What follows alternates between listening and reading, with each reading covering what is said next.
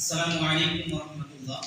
প্রিয় দেশবাসী, আপনারা ইতিমধ্যে সকলেই জানেন নেত্রকোনা পাহাড় থানা চন্দ্রপুর বাজারে গত 12ই জুলাই যে কোরআন নিয়ে যে অবমাননা করা হয়েছিল, তো আমরা অনেক চেষ্টা করেছি সেটাকে সমাধান করার জন্য, শেষ করার জন্য অনেক চেষ্টা করেছি।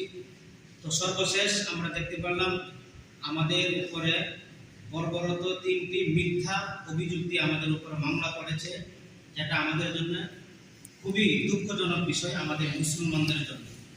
তো তার প্রেক্ষিতে আমরা আগামী 23শে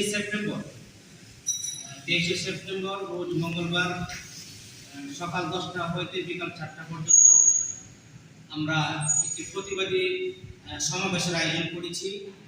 তো আপনাদের সকলেই সহযোগিতা চাই, সকলেই আমরা দেশবাসীর কাছে আমরা সেই প্রত্যাশা কামনা করছি আমাদের এই সমাবেশ যেন আমাদের সফল হয়।